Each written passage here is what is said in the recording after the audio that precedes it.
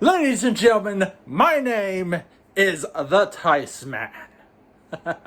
And welcome to my review, my rant on SmackDown Live tonight. You see, my client, me, just finished watching SmackDown. Okay, enough with the Paul Heyman joke. But what? I cannot stop laughing at this. Paul Heyman, the big reveal at the end of the night, is representing Roman Reigns.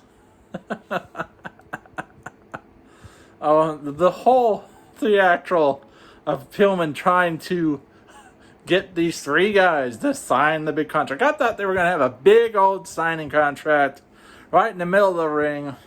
Old school classic signing. You know what? I know this is a SmackDown though, but the AEW contract signing was a lot better than this contract signing. Because there's just one dude roaming around the whole place looking for people. I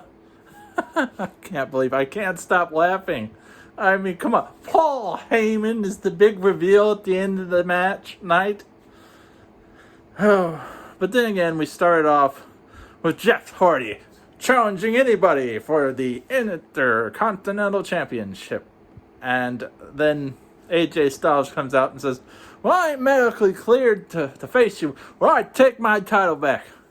So Shinsuke Nakamura took the challenge. Was going to be an Intercontinental Champion. That did not go well for him. As if Jeff Hardy finally got to hit the Whisper in the Wind and do a Twist of Fate and Swanton Bomb. Finish. There's your finish. Jeff Hardy is still the Intercontinental Champion, or is he?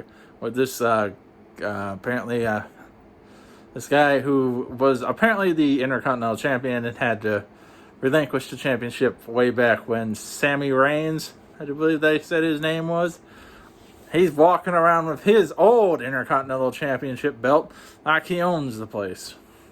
Well, good for him. Then we had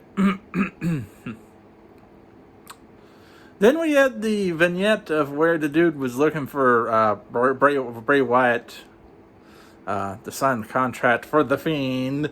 Ooh, have Bray Wyatt, because we don't know. Come on, we're not that stupid. We know Bray Wyatt is The Fiend. You don't have to. You can't fool us. I mean, I know what Bray Wyatt looks like. Anyway, so after that signing after he got signed, he dressed up as a mailman for some reason. You know what? Thinking back, I correct me if I'm wrong down in the comment section, but didn't Vince want to have a wrestling mailman at some point? Because I know he had a whole bunch of different characters back in the day, but I'm wondering if he wanted to have at least a wrestling mailman. That is way back in there. I remember bits and pieces of those days, of the gimmick days. Even I was a little young for that time period. But after that, we had we had a match against. Was that a match against Cesaro and one of the Lucha guys? I think that was what it. I know that the women's tag team champions came out and had a little promo against their opponents at Payback. Yeah, right. So, and then our friendly neighborhood mailman found Braun Strowman to get the sign. Braun said, I'm not signing this until I can crush that dude who just hit me in the back with a chair. And, well, he's like, okay, all right, done. So, dude goes out there, gets smashed by Braun Strowman, and then he signs the contract and goes back looking like he's like the monster of monsters, or I don't know. He just looked mad for some reason. He had this big, I don't know, Braun Strowman always looks mad for some reason. The dude looks like he's upset. I do believe they had a vignette or a backstage promo for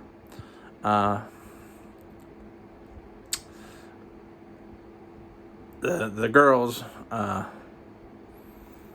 then she broke her friend's cup, and then they were wondering if they're not friends again because she's like, "You're trying to be like the Fiend" or something like that. Oh, it's strange. They're trying to make this a thing, but come on, guys. And the thing is there's not really much of a storyline here for the Universal title when it comes to this triple threat match. Back to the action, because after that, I guess it's time for, after a few more backstage segments, we have our main event. And I might be going a little fast here, but our main event, Kofi King, Otis, Tucker, and Big E. I want to say Kofi, Xavier Woods, and Big E every time when you hear, "It's a new day." That's who you expect to come out when you hear the New Day music. And Sheamus, The Miz, and John Morrison. And that match went sideways because you could tell that The Miz and Morrison were working together as a team. For some reason, they didn't want to tag in Sheamus. Sheamus was having a bits and fits about things. He rang the bell at one point. He wanted to tag in so many times. He's there at the ring like a rabid dog trying to get into the match the whole entire time. They had control of Tucker most of the match.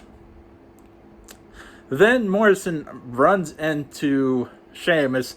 Sheamus throws a fit, walks off, leaves the arena, leaving Morrison and Miz to finish up take the pieces left as Big E and Tucker and Otis come in there and they destroy them. Otis with the caterpillar. Come on. It's the Worm. Can anybody give Scotty 2 Hotty any love here? That's the Worm, right? Am I wrong? WORM? Yeah? No. They're calling it the caterpillar. It has to be the caterpillar, not the Worm. Alright, so he hits the Worm on Morrison, but misses Miz, and then the Miz hits the whatever his finish is called, a Skull Crusher finale, whatever the heck that means.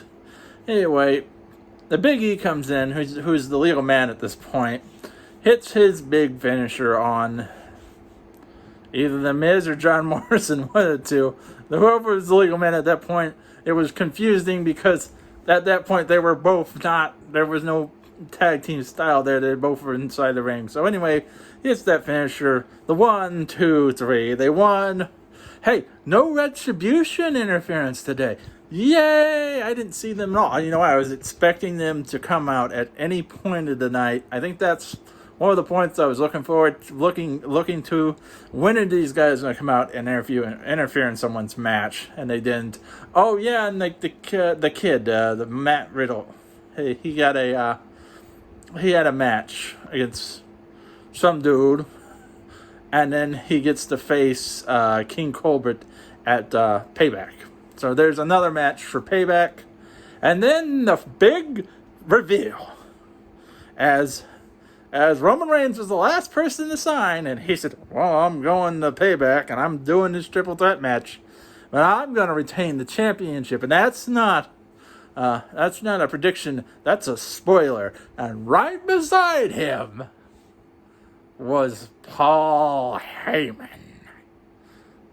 the big manager himself. Now, I don't know if Roman Reigns had Paul Heyman as his manager before, but right now, Paul Heyman is Roman Reigns' manager. So, stay forward. We're going to look at Payback this Sunday. I'll have a review after Payback. And once again, these are all my thoughts and my opinions. I want to know what your guys' are in the comments below. Subscribe, hit the like button, and keep it real.